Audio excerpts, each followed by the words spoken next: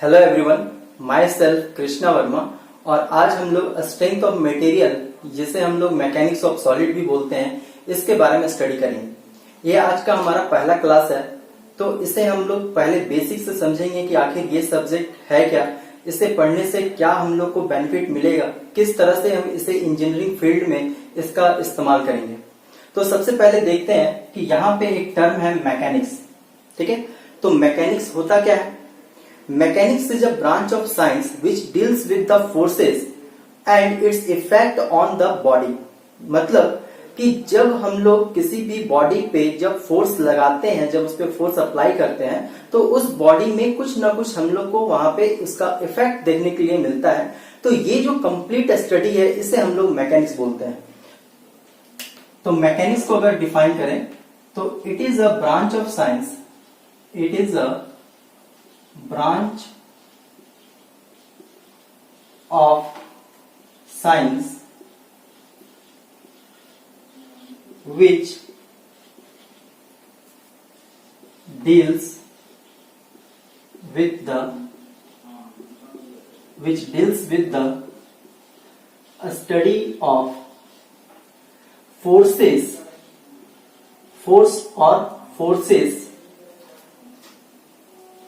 and its effect on the body। ठीक है, यानी कि जब हम किसी भी बॉडी पे फोर्स अप्लाई करते हैं तो क्या होता है, उसके वजह से उसके बॉडी में कुछ ना कुछ चेंजेस देखने के लिए मिलता है, चाहे उसका शेप हो, चाहे उसका साइज हो, कुछ ना कुछ चेंजेस देखने के लिए मिलेगा। तो यहाँ पे मैकेनिक्स जो है, मैकेनिक्स को हम लोग डिफरेंट क्लासिफिकेशन करेंगे। तो जैसे अगर यहाँ पे क्लासिफाई किया जाए तो मैकेनिक्स को हम लोग 3 पार्ट में क्लासिफाई करते हैं। ठीक है, ये जो मैकेनिक्स है, mechanics is classified into 3 branches. तो यहाँ पे 3 ब्रांचेस जो है, जिसमें पहला ब्रांच जो है ये है इंजीनियरिंग मैकेनिक्स। Engineering mechanics. दूसरा जो है ये है solid mechanics. Solid mechanics, solid mechanics ही हमारा स्ट्रेंथ ऑफ मटेरियल है, जैसे हम लोग मैकेनिक्स ऑफ सॉलिड बोले या सॉलिड मैकेनिक्स बोले, एक ही है। और तीसरा जो है वो है फ्लूइड मैकेनिक्स। फ्लूइड मैकेनिक्स, सबको आवाज आ रही होगी, क्लियर आवाज है? ठीक है, तो इंजीनियरिंग मैकेनिक्स का पहले बात करते हैं। तो आखिर इंजीनियरिंग मैकेनिक्स क्या है? तो इंजीनियरिंग मैकेनिक्स में हम लोग यहाँ पे जो स्टडी करते हैं, जैसे कि पता है कि फोर्स और उसका इफेक्ट। तो यहाँ पे जो बॉडी होगा, ये बॉडी रिजिड बॉडी होगा। ठीक है, यहाँ पे जिस बॉडी पे हम लोग फोर्स अप्लाई कर रहे हैं वो रिजिड बॉडी है। अब ये रिजिड बॉडी क्या होता है? रिजिड बॉडी का मतलब है कि ऐसा बॉडी जिसपे हम कितना भी फोर्स अप्लाई कर लें, उसके शेप और साइज में कोई चेंजेस देखने के लिए नहीं मिलेगा। मतलब कि बॉडी विच डज नॉट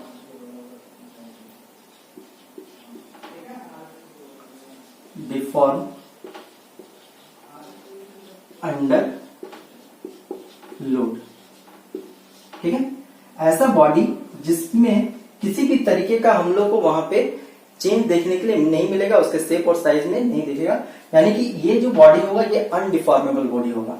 उसके बाद इंजीनियरिंग मैकेनिक्स में जो है, इंजीनियरिंग मैकेनिक्स में जो हम लोग फोर्सेस पढ़ते हैं वो एक्सटर्नल फोर्सेस के बारे में पढ़ते हैं। बॉडी पे लगने वाला जो फोर्स है वो एक्सटर्नल होगा।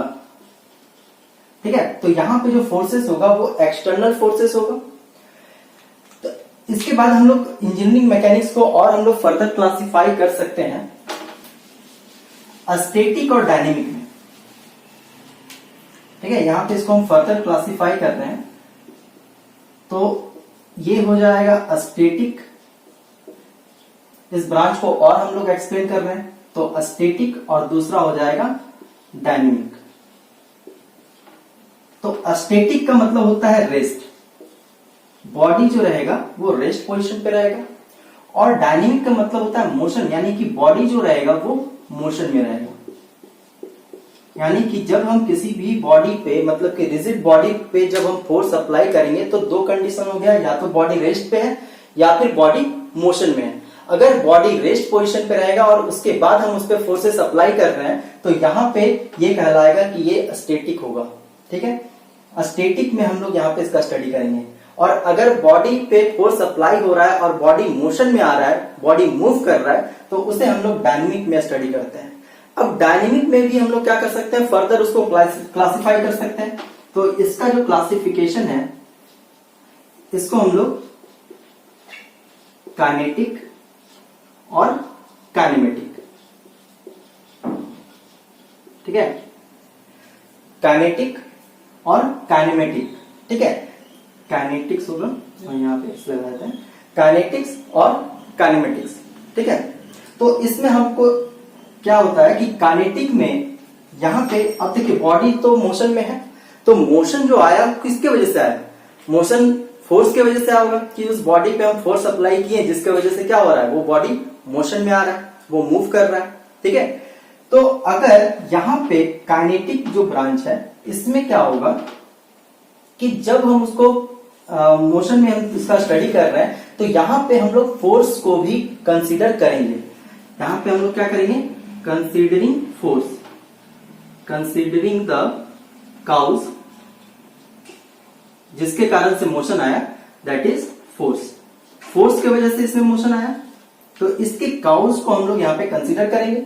और काइनेमेटिक में हम लोग यहाँ पे काउज को कंसीडर नहीं करते, यानी कि फोर्स को हम लोग कंसीडर नहीं करते। Do not consider cause that is force, यहां पे हम लोग फोर्स को कंसीडर नहीं करेंगे। ठीक है, जैसे कि काइनेमेटिक्स में हम लोग जो स्टडी करते हैं जैसे कि वेलोसिटी हो गया, एक्सेलरेशन हो गया, जर्क हो गया, तो ये जब स्टडी करते हैं तो यहाँ पे फोर्स का किसी भी तरीके से हम लोग बात नहीं करते हैं। अच्छा, वेलोसिटी हम लोग क्या बोलते हैं, अगर हम लोग change in displacement with respect to time देंगे तो ये कहलाता है वेलोसिटी, ये वेक्टर है इसलिए यहाँ पे ऊपर में एरो हो जाएगा। उसके बाद एक्सेलरेशन जो होता है, अगर इस वेलोसिटी को हम लोग और एक बार डिफरेंशिएट कर दें यानी कि dB by dt, तो ये हो जाता है एक्सेलरेशन। और अगर इस एक्सेलरेशन को हम फिर से डिफरेंशिएट कर दें यानी कि dA by dt, तो ये हमको देता है जर्क। ठीक है, तो यहां पे हम लोग किसी भी तरीके का हम लोग यहाँ पे फोर्स को कंसीडर नहीं किए, सिर्फ हम लोग वेलोसिटी, एक्सेलरेशन, इसका हम लोग कैलकुलेशन करते हैं। तो ये पूरा का पूरा इंजीनियरिंग मैकेनिक्स का ब्रांच था। इसके बाद हम लोग आते हैं सॉलिड मैकेनिक्स में।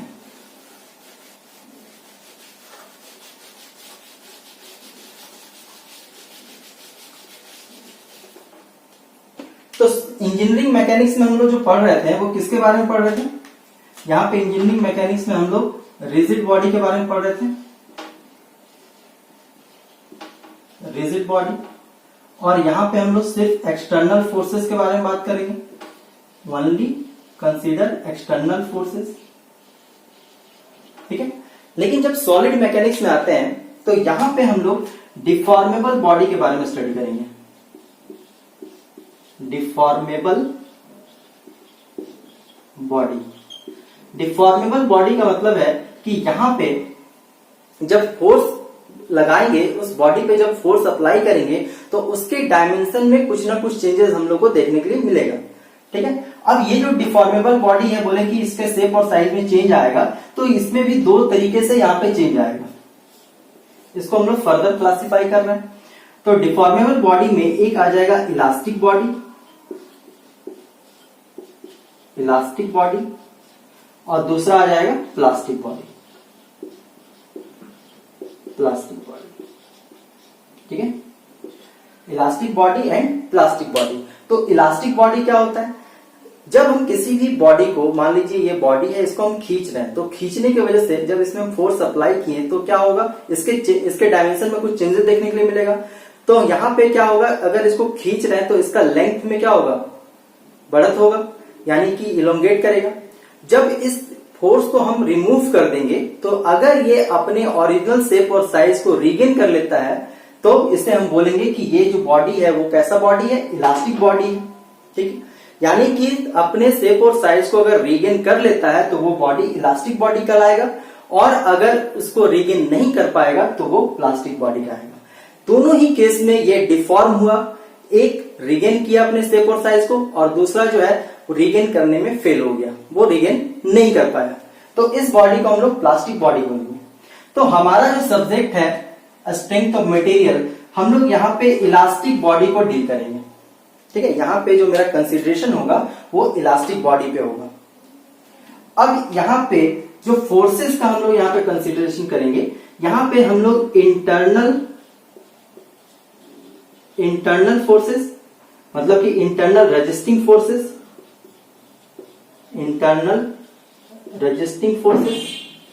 और एक्सटर्नल फोर्सेस, दोनों फोर्सेस के बारे में बात करेंगे। ठीक है, जैसे कि हम लोग इंजीनियरिंग मैकेनिक्स में सिर्फ एक्सटर्नल फोर्स का बात कर रहे थे, लेकिन यहाँ पे हम लोग एक्सटर्नल के साथ साथ इंटरनल फोर्सेस का भी बात करेंगे। तो होता क्या है कि जब किसी बॉडी को हम लोग खींचते हैं या फिर उस पर जब हम फोर्स अप्लाई कर रहे हैं, लोड लगा रहे हैं, तो क्या होगा कि वो बॉडी जो है वो उस लोड को रजिस्ट करती है, यानी कि उस बॉडी के अंदर से क्या होता है, एक रजिस्टिंग फोर्स जनरेट होता है जो अपने आप को इलोंगेट या फिर डिफॉर्म होने से बचाता है। तो अंदर से भी कुछ फोर्सेस जनरेट होगा जिसको हम लोग इंटरनल रजिस्टिंग फोर्स बोलते हैं। और ये इंटरनल रजिस्टिंग फोर्स जो है इसको हम लोग पर यूनिट एरिया पे अगर देखें तो यही बन जाता है स्ट्रेस। ठीक है, जो हम लोग आगे इसका बारे में डिस्कस कर लेंगे कि स्ट्रेस क्या होता है, पूरा एक्सप्लेन करेंगे। इसके बाद हमारा अगला जो क्लासिफिकेशन है वो इंजीनियरिंग फ्लूइड मैकेनिक्स का है। तो फ्लूइड मैकेनिक्स जो होता है, यहाँ पे एक टर्म आ रहा है फ्लूइड। तो फ्लूइड का मतलब क्या होता है, पहले फ्लूइड के बारे में समझो कि फ्लूइड क्या होता है। फ्लूइड जो है द टेंडेंसी ऑफ फ्लो, जिसमें टेंडेंसी होगा फ्लो करने का, उसको हम लोग बोलेंगे कि फ्लूइड हो। ठीक है, अब यहाँ पे ये जो फ्लूइड है या तो लिक्विड स्टेट में होगा, लिक्विड स्टेट, या फिर गैसियस स्टेट में, लिक्विड स्टेट या फिर गैसियस स्टेट में होगा। ठीक है, क्योंकि लिक्विड भी क्या होता है, फ्लो होता है, उसमें टेंडेंसी है कि वो फ्लो करेगा, और गैसेस भी क्या होते हैं, वो भी फ्लो करते हैं। ठीक है, तो ये फ्लूइड जो है, फ्लूइड के कैटेगरी में liquid as well as gases दोनों को हम लोग कंसीडर करते हैं। तो यहाँ पे क्या है कि फ्लूइड पे जब फोर्स अप्लाई होगा तो यहाँ पे जो डिफॉर्मेशन देखने के लिए मिलता है ये कंटिन्यूअस डिफॉर्मेशन होता है, कंटिन्यूअस डिफॉर्मेशन,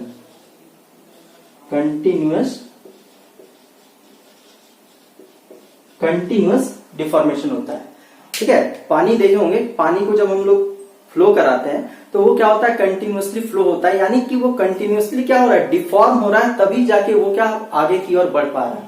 ठीक है, तो यहाँ पे लिक्विड हो चाहे गैसेस हो, दोनों में ही क्या होता है, कंटिन्यूअस डिफॉर्मेशन होता रहता है। अब यहाँ पे जब हम लोग इसके बारे में और डिटेल में बात करेंगे तो इसमें हम लोग दो तरह का फ्लूइड के बारे में बात करते हैं, एक न्यूटोनियन फ्लूइड, न्यूटोनियन, और दूसरा होता है नॉन न्यूटोनियन। ठीक है, न्यूटोनियन फ्लूइड और नॉन न्यूटोनियन फ्लूइड। तो यहां पे साथ ही साथ जो है ये डिस्कशन जो होगा वो फ्लूइड मैकेनिक्स में होगा, तो इसमें उतना ज्यादा डिटेल में नहीं बात करते हैं। तो हमारा जो कंसर्न होगा वो कंसर्न होगा सॉलिड मैकेनिक्स पे, जो हमारा सब्जेक्ट है। इसके बाद देखिए कुछ बुक्स के बारे में डिस्कस कर लेते हैं।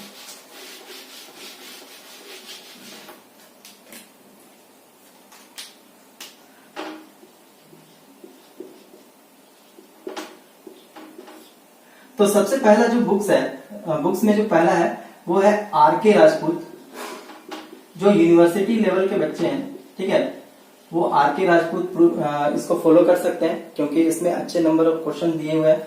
साथ ही साथ रामामुरत्तम की जो बुक है ये भी बहुत बढ़िया है, रामामुरत्तम, ठीक है।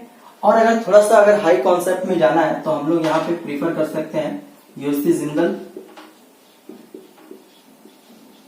और सबसे बेस्ट बुक जो है वो है टीमोसेंको का, टीमोसेंको, ठीक है। तो ये जो बुक है टीमोसेंको या फिर यूसी जिंदल हो गया। अगर आपको डिटेल में किसी भी चीज के बारे में जानना है, उसका कॉन्सेप्ट चाहिए, तो यूसी जिंदल और टीमोसेंको हम लोग प्रीफर कर सकते हैं। और अगर न्यूमेरिकल बेसिस पे अगर हम लोग को तैयारी करना है तो आर के राजपूत और रामामुरत्तम।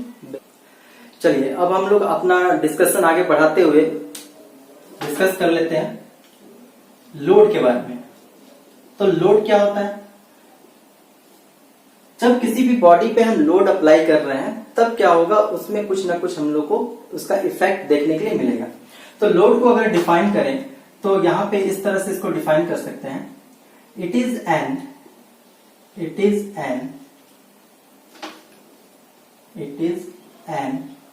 external force, it is an external force or couple which is subjected on the body during its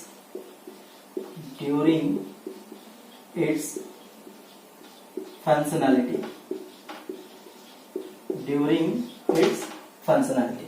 तो लोड क्या होता है? लोड एक एक्सटर्नल फोर्स है, चाहे इसे हम लोग फोर्स बोले, चाहे इसे हम लोग कपल भी बोल सकते हैं, जो कि किसी भी बॉडी पे अप्लाई करते हैं हम लोग ड्यूरिंग इट्स फंक्शनैलिटी, ठीक है।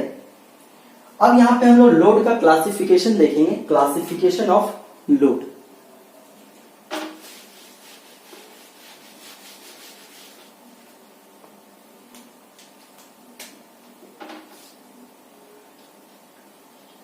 इसको टाइप्स ऑफ लोड बोलेंगे, टाइप्स ऑफ लोड।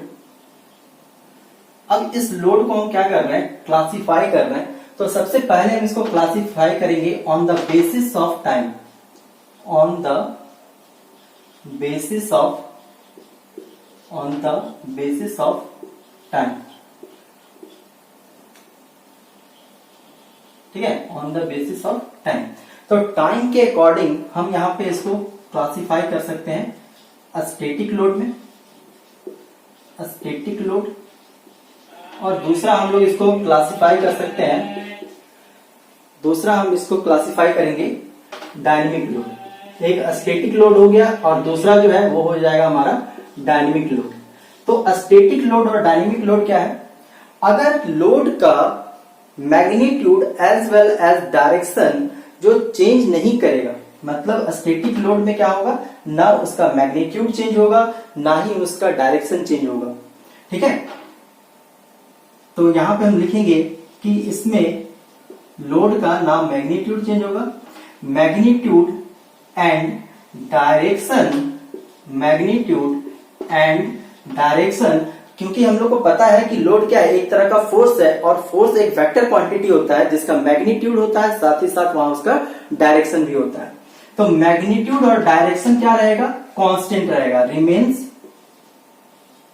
कांस्टेंट, या फिर इसको बोल सकते हैं magnitude and direction do not change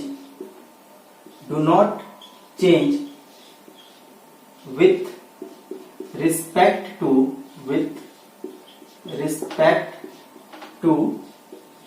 time, मतलब टाइम के अकॉर्डिंग ये चेंज नहीं होता है। स्टैटिक लोड में, स्टैटिक लोड का अगर बात करें तो उसमें ना मैग्नीट्यूड में चेंज आएगा ना ही उसके डायरेक्शन में चेंज आएगा विथ रिस्पेक्ट टू टाइम। तो अगर इसको अगर हम लोग फर्दर क्लासिफाई करें या फिर इसका एग्जांपल का अगर बात करें तो इसका एग्जांपल हो जाएगा डेड लोड, ठीक है। डेड लोड क्या होता है? डेड लोड क्या करेगा, अपना जो भी उसका मैग्नीट्यूड है वो कभी चेंज नहीं करता, ना ही वो डायरेक्शन चेंज कर पाता है, डेड हो गया। डेड हो गया मतलब कि अब उस कुछ कर नहीं सकता है। जो उसका बॉडी का वेट है वही रहेगा, वो चेंज नहीं होगा, ना ही वो कोई डायरेक्शन में जा सकता है। यानी कि इसमें अगर डेड लोड का बात कर रहे हैं तो इसमें मैग्नीट्यूड और डायरेक्शन दोनों ही कांस्टेंट रहेगा, चेंज नहीं करेगा। उसके बाद दूसरा जो है ग्रेजुअली अप्लाइड लोड, ठीक है, ग्रेजुअली अप्लाइड लोड। अब ग्रेजुअली अप्लाइड लोड क्या है? जैसे कि अगर मान लीजिए कि यहां पे, ठीक है, अगर यहां पे हम क्या कर रहे हैं, ये जो बॉडी है इस बॉडी पे मान लीजिए कि हम यहां पे पहले क्या कर रहे हैं, एक पतला सा प्लेट रख रहे हैं, उसका वेट मान लीजिए कि यहाँ पे इसका जो वेट है वो 10 न्यूटन है। फिर उसके बाद हम क्या किए, फिर एक दूसरा प्लेट रखें जिसका जो क्वांटिटी होगा, जिसका वेट जो होगा वो 10 न्यूटन होगा। फिर उसके बाद 10 न्यूटन। तो इस तरह से हम लोग क्या करेंगे, धीरे धीरे इस बॉडी पे हम क्या कर रहे हैं, लोड बढ़ा रहे हैं। अब हम लोग को जैसे कि मान लीजिए कि 100 न्यूटन का फोर्स अप्लाई करना था, तो धीरे धीरे पहले 10 फिर 10 फिर 10, इस तरह से क्या हुआ, धीरे धीरे धीरे धीरे क्या होगा, यहाँ पे इस बॉडी को लोड महसूस होगा।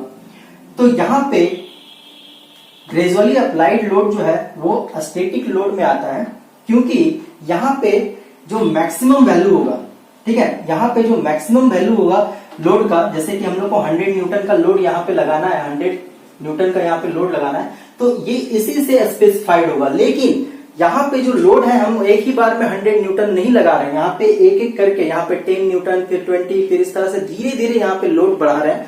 तो ये कहलाएगा ग्रेजुअली अप्लाइड लोड, ठीक है। उसके बाद अगर डायनेमिक लोड का अगर बात करें तो स्टैटिक लोड हम लोग देख चुके हैं, इसमें क्या होगा, मैग्नीट्यूड और डायरेक्शन चेंज नहीं होगा विथ रिस्पेक्ट टू टाइम। लेकिन डायनेमिक लोड का अगर हम बात करेंगे तो यहाँ पे इसका मैग्नीट्यूड और डायरेक्शन, मैग्नीट्यूड और डायरेक्शन बोल सकते हैं या फिर दोनों, ठीक है, मैग्नीट्यूड और डायरेक्शन, मैग्नीट्यूड और डायरेक्शन या फिर दोनों और बोथ, दोनों भी चेंज हो सकता है, ठीक है। Changes with respect to WRT लिख दे रहे हैं, विथ रिस्पेक्ट टू टाइम, मतलब कि टाइम के हिसाब से क्या होगा, यहाँ पे magnitude as well as direction दोनों चेंज कर सकता है, या फिर मैग्नीट्यूड चेंज करेगा, या फिर हो सकता है कि सिर्फ डायरेक्शन चेंज कर रहा हो। तो यहां पे चेंजेस देखने के लिए मिलेगा, तो ये आ जाएगा डायनेमिक लोड में। अगर इसका एग्जांपल देखें तो जैसे कि सडनली अप्लाइड लोड होता है जिसको हम लोग बोलते हैं इम्पैक्ट लोड, या फिर इसको हम लोग बोल सकते हैं suddenly applied load, suddenly applied load. जैसे इम्पैक्ट लोड में क्या हुआ, थोड़ा सा किसी को मार दिया तो क्या लगेगा, उसको कैसा महसूस होगा कि हमको कोई झटका से क्या किया, हमको प्रहार कर रहा है। यानी कि यहाँ पे क्या हो रहा है, यहाँ पे डायनेमिक लोड लग रहा है, इम्पैक्ट लोड लग रहा है। और दूसरा जो है, दूसरा है फटीग लोड, बहुत ही खतरनाक लोड है। फटीग लोड जो है बहुत ही खतरनाक लोड है, ठीक है। इसलिए जब डिजाइन करते हैं तो फटीग लोड का हम लोग खासकर ध्यान देते हैं कि कहीं उस कंपोनेंट में फटीग लोड तो नहीं आ रहा है।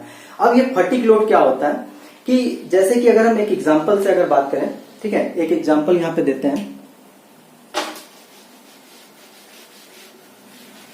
फटीग लोड का एक एग्जांपल हम लोग देखेंगे। मान लीजिए कि एक कोई कंपोनेंट है, यहाँ पे एक कोई कंपोनेंट है, यहाँ पे मान लीजिए कि हम रॉड लिए हैं, ठीक है, और इसको हम लोग क्या कर रहे हैं, यहाँ पे इस तरह से बेयरिंग में हम यहाँ पे इसको, यहाँ पे बेयरिंग में इस तरह से इसको सपोर्ट करके रखे हैं। और ये जो रॉड है इसको हम लोग क्या कर रहे हैं, यहाँ पे एक मोटर लगा दिए जो क्या करेगा, इसको रन करेगा, मतलब इसको रोटेट करवाएगा, ठीक है। अब क्या किए, यहाँ पे इसके बीच में हम एक लगा दिए लोड, इसके बीच में कहीं हम यहाँ पे इस तरह से लगा दिए, दिख रहा होगा ये W है, लोड यहाँ पे बीच में लगा दिए, ठीक है। तो जब ये लोड लगा, अभी हम इस मोटर को ऑन नहीं किए हैं, अभी यहाँ पे लोड लग रहा है, तो क्या होगा कि ऊपर वाला जो फाइबर है उसको क्या महसूस होगा कि हमको कोई कॉन्ट्रैक्ट कर रहा है, ऊपर वाला जो फाइबर है इस रॉड का, जब इस तरह से जब लोड लग रहा है यहाँ पे, तो ऊपर वाला जो फाइबर है उसको ये महसूस होगा कि हमको कोई कॉन्ट्रैक्ट कर रहा है, ठीक है। और नीचे वाला फाइबर को क्या महसूस होगा कि हमको कोई क्या कर रहा है, यहाँ पे इलोंगेट कर रहा है। जैसे कि आप यहाँ पे करके देख सकते हैं, जैसे ये हाथ है, तो अगर ऊपर से हम यहाँ पे लोड लगाए तो ऊपर वाला फाइबर क्या हुआ, मतलब हमारा जो मसल्स है यहाँ पे क्या हुआ, स्किन देखिए यहाँ पे सिकुड़ गया और नीचे साइड क्या हुआ, फैल गया। तो ऊपर में कंप्रेस कर रहा है, नीचे में यहाँ पे खिंचा रहा है, इलोंगेट हो रहा है।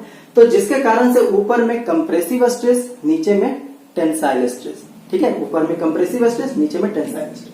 अब मान लीजिए कि यहाँ पे हम कोई एक पॉइंट ले रहे हैं, नीचे में कोई एक पॉइंट ले रहे हैं, यहाँ पे एक पॉइंट का नाम दिए ए, ठीक है। तो अभी इस पॉइंट ए को क्या महसूस हो रहा है कि हमको कोई खींच रहा है, ठीक है। अब ये क्या होगा, जब इस मोटर को हम रन कराएंगे तो यहाँ पे क्या होगा, ये जो रॉड है ये घूमना शुरू हो जाएगा। अब घूमते घूमते क्या होगा कि ये जो पॉइंट ए है, अब क्या होगा, आधा अगर मान लीजिए घूमा, ये रॉड अगर आधा रोटेशन लिया तो ये पॉइंट कहाँ चला जाएगा, ऊपर चला जाएगा, ठीक है। अब ये पॉइंट जो है यहाँ पहुंच गया, ठीक है, यहां से यहां चल गया। अब जब ऊपर जाएगा तो इसको क्या महसूस होगा कि अब हमको कोई क्या कर रहा है, अब हमको कोई वहां पे कंप्रेस कर रहा है। नीचे में था तो उसको कोई लग रहा था कि खींच रहा है, और ऊपर में जब था तो वहां पे उसको क्या महसूस हो रहा था कि कोई हमको वहां पे कंप्रेस कर रहा है। फिर उसके बाद जब ये हाफ रोटेशन फिर से जब कंप्लीट करेगा तो क्या होगा, इसको फिर से महसूस होगा कि हमको कोई खींच रहा है। तो यहाँ पे जो लोड महसूस हो रहा है, अगर इस पॉइंट का अगर हम बात करें, इस पॉइंट को ये महसूस हो रहा है कि कोई एक बार हमको क्या कर रहा है, एक बार हमको कोई खींच रहा है, एक बार हमको कोई वहां पे कंप्रेस कर रहा है। तो इस तरह का जो लोड है जिसमें इसका मैग्नीट्यूड और डायरेक्शन दोनों चेंज हो रहा है, तो इस तरह का लोड को हम लोग फटीग लोड बोलते हैं, ठीक है। अब इससे होता क्या है कि ये बहुत ही सीवियर लोड होता है, फटीग लोड जो होता है वो बहुत ही सीवियर होता है, बहुत खतरनाक लोड होता है। जब ये कंपोनेंट पे, किसी कंपोनेंट पे लगेगा तो वो मटेरियल का जितना स्ट्रेंथ है उसके बहुत ही कम स्ट्रेंथ में क्या होगा, वो मटेरियल वो फेल कर जाएगा, ठीक है। इसलिए बहुत ही खतरनाक लोड इसको बोला जाता है। तो यहाँ पे अगर हम ये जो फटीग लोड का अगर हम फिगर बनाएं तो इसको कुछ इस तरह से हम लोग समझ सकते हैं, ठीक है। थोड़ा सा बना के दिखा ही देते हैं। यहाँ पे टाइम है, ठीक है, ये टाइम का एक्सिस है, और ये जो है ये हमारा लोड का एक्सिस है, या फिर हम इसको स्ट्रेस भी बोल सकते हैं। तो यहाँ पे हम इसको बोलेंगे कि यहाँ पे जो है कंप्रेसिव स्ट्रेस लगेगा, ये कंप्रेसिव स्ट्रेस, ठीक है। अच्छा चलिए ऊपर वाला को टेंसाइल मान लेते हैं। ऊपर वाला टेंसाइल, ये हो गया 0, और नीचे वाला हो गया कंप्रेसिव, ठीक है। ऊपर में टेंसाइल स्ट्रेस, नीचे में कंप्रेसिव स्ट्रेस। तो क्या होगा कि अभी पॉइंट ए जो था सबसे पहले नीचे में था, तो उसको क्या महसूस हो रहा था कि टेंसाइल महसूस हो रहा था, ठीक है।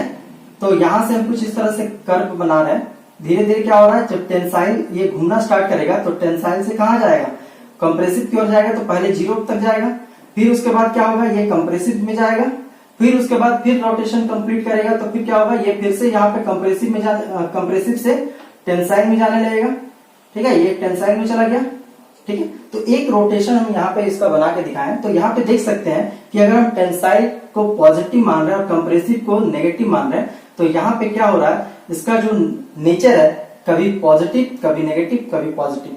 तो यहाँ पे क्या हो रहा है, इसका धीरे धीरे मैग्नीट्यूड भी घट रहा है, फिर 0 हो गया, फिर उसके बाद नेगेटिव चला गया, फिर उसके बाद क्या हुआ, फिर उसके बाद इसका मैग्नीट्यूड यहाँ पे बढ़ा, फिर पॉजिटिव में आ गया।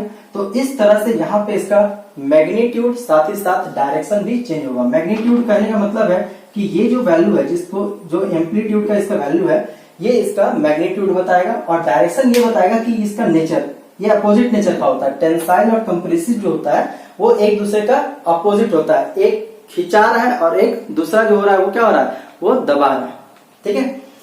तो ये on the basis of time था। इसके बाद दूसरा जो क्लासिफिकेशन है वो है on the basis of application of load. दूसरा जो क्लासिफिकेशन हम लोग कर रहे हैं लोड का, on the basis of application of load. Application of load मतलब कि लोड हम कहां पे दे रहे हैं, इससे भी बहुत ही इंपॉर्टेंट हो जाता है, ठीक है। जब हम लोग इसको देखेंगे तब समझ में आएगा, ठीक है। और जब डिजाइन कंप्लीट करेंगे हम लोग, मतलब जब हम लोग पूरा पढ़ लेंगे तब समझ में आ जाएगा कि फोर्स अप्लाई करने का क्या क्या इफेक्ट हो सकता है, ठीक है।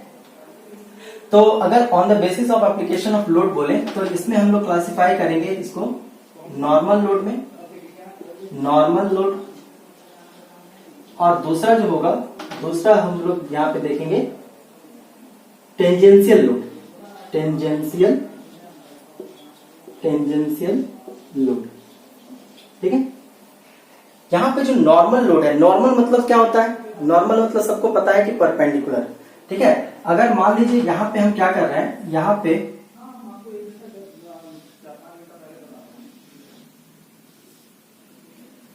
पे कोई कंपोनेंट है इस तरह से, तो जब इस कंपोनेंट पे ये इसका क्रॉस सेक्शन है, क्रॉस सेक्शन समझ में आता होगा। ठीक है, जैसे ये पेन है तो ये पेन का ये लेंथ है और ये है क्रॉस सेक्शन। ठीक है, तो इसका जो क्रॉस सेक्शन है ये हमको किस तरह से दिख रहा है, सर्कुलर दिख रहा है। तो उसी तरह से यहाँ पे ये समझ लीजिए कि ये जो एक सिलेंड्रिकल शेप का कोई रॉड है तो ये इसका क्रॉस सेक्शन है। तो जब इसके क्रॉस सेक्शन पे हम लोग परपेंडिकुलर फोर्स लगाएंगे, ठीक है, जब हम इस पे परपेंडिकुलर फोर्स लगाएंगे तो ये कहलाएगा नॉर्मल लोड। अब नॉर्मल लोड में भी हम लोग दो तरीके से यहाँ पे फोर्स लगा सकते हैं, या तो टेंसाइल या फिर कंप्रेसिव। यानी कि जो लोड हम लोग यहाँ पे लगाएंगे, अगर मान लीजिए कि यहाँ पे जो लोड है, यहाँ पे इस तरह से लोड है, ये इस क्रॉस सेक्शन के क्या है, परपेंडिकुलर है, और मान लीजिए हम लोग यहाँ पे फोर्स जो है वो हम लोग आउटवर्ड डायरेक्शन में लगा रहे हैं, मतलब बाहर की ओर, ये जो कंपोनेंट है उससे बाहर की ओर जब लगा रहे हैं। ठीक है, यहाँ पे इस तरह से जब बाहर की ओर जब लोड लगाएंगे तो ये कहलाएगा हमारा, यहाँ पे लोड जो लगा रहे हैं ये हमारा लोड जो है वो कहलाएगा टेंसाइल लोड। ये जो लोड है ये हमारा कहलाएगा टेंसाइल लोड। ये जो लोड है ये हो जाएगा टेंसाइल। मतलब कि जब फोर्स का यहाँ पे जो डायरेक्शन है वो आउटवर्ड रहेगा, लोड का जो डायरेक्शन है वो आउटवर्ड रहेगा, तो ये कहलाएगा नॉर्मल लोड। और अगर मान लीजिए कि यहाँ पे हम लोग क्या कर रहे हैं, दूसरा कंपोनेंट ले रहे हैं, ठीक है, और ये जो इसका क्रॉस सेक्शन है इसमें हम लोग को क्या लगाना है, नॉर्मल लोड ही लगाना है, लेकिन यहाँ पे डायरेक्शन क्या होगा, डायरेक्शन चेंज हो जाएगा। मतलब अब यहाँ पे जो फोर्स का जो डायरेक्शन है वो अगर इस कंपोनेंट के इनवर्ड है, मतलब अंदर की ओर लग रहा है, और ये देखिए यहाँ पे ये परपेंडिकुलर भी है, तो इस तरह का जो लोड है ये कहलाएगा कंप्रेसिव लोड। तो इस तरह का जो लोड है ये कहलाएगा कंप्रेसिव लोड। ठीक है, ये जो लोड है ये क्या कहलाएगा, कंप्रेसिव लोड। ठीक है, तो हम लोग नॉर्मल लोड देखें तो नॉर्मल लोड में हम लोग दो तरह का लोड देख रहे हैं, एक टेंसाइल लोड और दूसरा है कंप्रेसिव लोड। जब यहाँ पे जो लोड है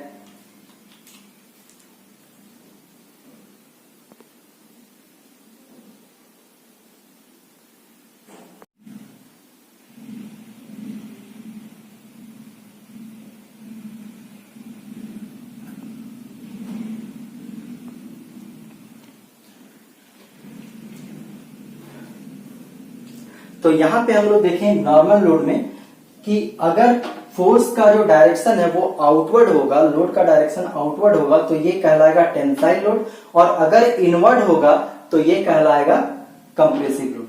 ठीक है, अब यहाँ पे टेंजेंशियल लोड जो है, टेंजेंशियल लोड को हम लोग एक नाम और जानते हैं जिसको हम लोग बोलते हैं शियर लोड, शियर लोड। ठीक है, इसको हम लोग एक नाम और है, यह है शियर लोड। तो यहाँ पे शियर लोड में क्या होता है, जैसे मान लीजिए कंपोनेंट हम यहाँ पे बनाए इस तरह से, ठीक है, ये इसका क्रॉस सेक्शन है। अब यहाँ पे इसको, इस क्रॉस सेक्शन के अगर हम लोग पैरेलल या फिर टेंजेंशियल, जैसा नाम है वैसा काम है, टेंजेंशियल, तो टेंजेंशियल डायरेक्शन में हम क्या करेंगे, यहाँ पे फोर्स लगाएंगे। तो यहाँ पे इस क्रॉस सेक्शन के अगर टेंजेंशियल डायरेक्शन में, या फिर हम बोल सकते हैं कि इस क्रॉस सेक्शन के पैरेलल, इस क्रॉस सेक्शन के पैरेलल अगर फोर्स लग रहा है तो ये जो है ये कहलाएगा शियर लोड।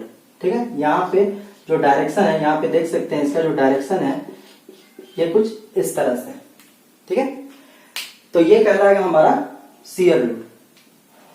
तो अब इसके बाद हम लोग लास्ट अपना एक क्लासिफिकेशन और देख लेते हैं, तीसरा नंबर में, on the basis of area, on the basis of area. तीसरा जो क्लासिफिकेशन है वो है on the basis of, on the basis of area, मतलब लोड जो लग रहा है वो कितने क्षेत्र पे लग रहा है, इसके हिसाब से हम लोग यहाँ पे इसको क्लासिफाई करेंगे। तो इसका जब क्लासिफिकेशन देखेंगे तो सबसे पहला जो होगा कहलाएगा कॉन्संट्रेटेड लोड। कॉन्संट्रेटेड लोड जिसको हम लोग पॉइंट लोड भी बोलते हैं, ठीक है, इसको हम लोग कॉन्संट्रेटेड लोड या फिर पॉइंट लोड बोलेंगे, पॉइंट लोड, ठीक है। और दूसरा जो क्लासिफिकेशन है वो होगा डिस्ट्रीब्यूटेड लोड, मतलब कि यहाँ पे जो लोड है, यहाँ पे जो लोड होगा वो एक जगह नहीं होगा, ये डिस्ट्रीब्यूटेड होगा, ठीक है, कुछ एरिया पे क्या होगा वो डिस्ट्रीब्यूट होगा। तो यहाँ पे इसको अगर हम इसका एग्जांपल देखें तो पहला जो होगा वो होगा यूडीएल, जिसको हम लोग बोलते हैं यूनिफॉर्मली डिस्ट्रीब्यूटेड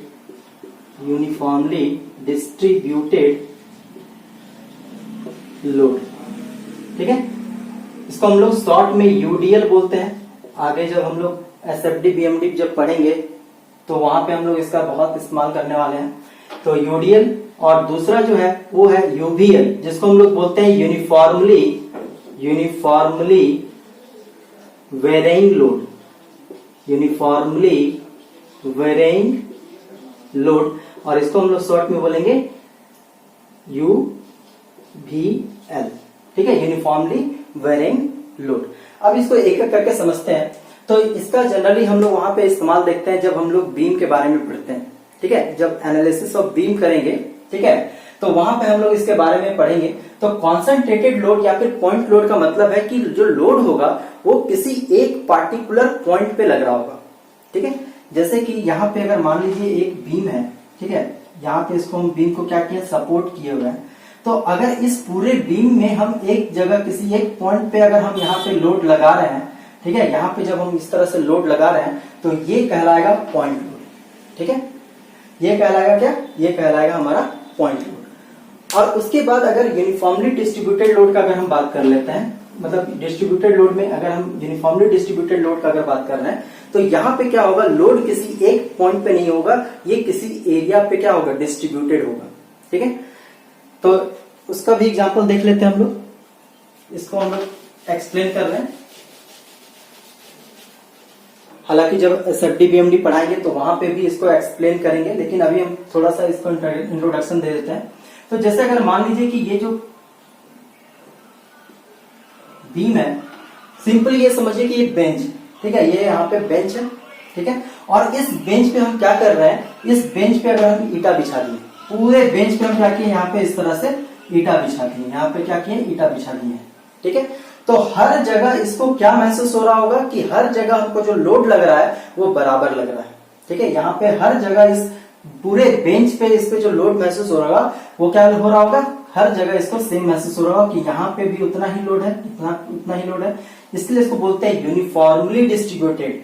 यहाँ पे जो डिस्ट्रीब्यूशन है वो यूनिफॉर्म है और थ्रू आउट सेम है, ठीक है। इसको रेक्टेंगुलर लोड भी बोलते हैं। क्यों बोलते हैं, अगर मान लीजिए कि अगर हम इसको इस तरह से अगर बनाएं तो यहाँ पे भी लोड उतना, यहाँ पे भी लोड इतना, यहाँ पे भी लोड इतना, और ये इक्वी स्पेस्ड है, यहाँ पे भी लोड इतना, यहाँ पे भी लोड इतना, यहाँ पे भी लोड इतना। तो यहाँ पे हमको क्या दिख रहा है, यहाँ पे हमको एक दिख रहा है कि ये रेक्टेंगल है। रेक्टेंगल करने का मतलब है कि हर जगह क्या होगा, यहाँ पे लोड जो होगा इक्वली डिस्ट्रीब्यूटेड होगा, हर बीम के हर पॉइंट पे इसको महसूस हो रहा होगा कि हमको सेम लोड यहाँ पे महसूस हो रहा है। तो ये एक तरह से रेक्टेंगल का फॉर्मेशन करता है, तो इसको हम लोग रेक्टेंगुलर लोड भी बोलते हैं। तो ये है हमारा यूडीएल, यूनिफॉर्मली डिस्ट्रीब्यूटेड लोड, जो कि किसी एरिया पे क्या होता है, एरिया पे यहाँ पे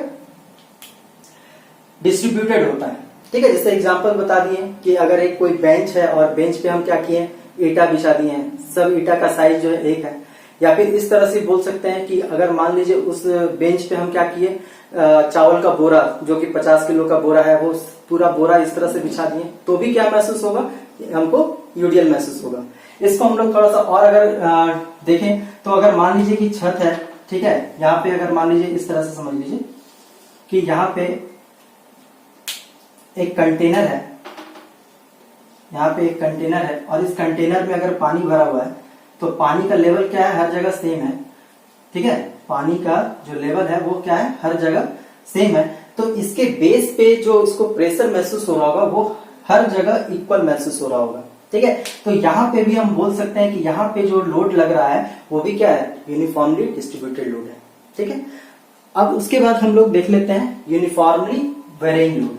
तो यहाँ पे यूनिफॉर्मली वेरिंग लोड में क्या होगा, लोड जो होगा वो वेरी होगा। अब वेरी भी कर रहा है मतलब कि चेंज हो रहा है, बदल रहा है, तो भी यहाँ पे यूनिफॉर्मली वेरी होगा।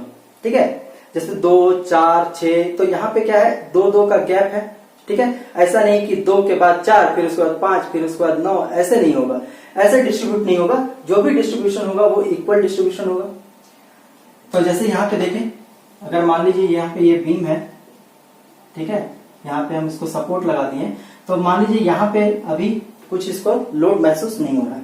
थोड़ा दूर आगे गए तो थोड़ा सा लोड हमको बढ़ा, फिर आगे गए तो और थोड़ा सा ज्यादा महसूस हुआ, फिर और आगे गए तो यहाँ पे बीम जो है, बीम के मेंबर में हमको लोड महसूस होते जा रहा है, और धीरे धीरे क्या हो रहा है, इसका इंटेंसिटी जो है वो बढ़ते जा रहा है। ठीक है, धीरे धीरे क्या होगा, यहाँ पे लोड का इंटेंसिटी क्या होगा, यहाँ पे बढ़ते जाएगा।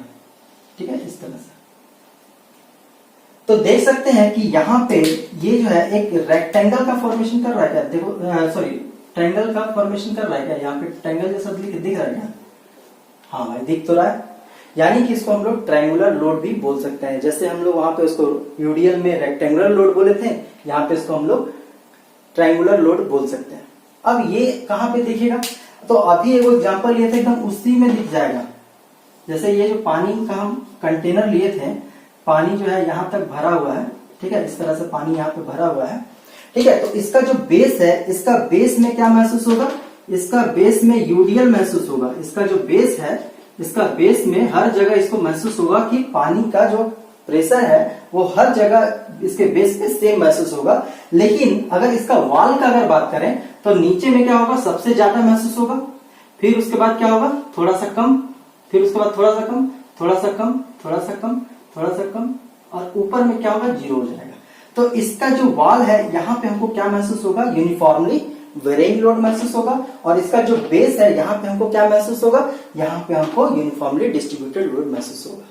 तो ये कंप्लीट क्लासिफिकेशन था हमारा लोड का। जितने टाइप के लोड होते हैं यहाँ पे बता चुके हैं। ठीक है, पूरा अच्छे से समझा है, आप लोग को समझ में आ गया होगा। ठीक है, तो इस लेक्चर में इतना ही। उम्मीद करते हैं कि आप लोग को समझ में आया होगा पहला लेक्चर। ठीक है, फिर सेकंड लेक्चर फिर हम लोग स्टार्ट करेंगे।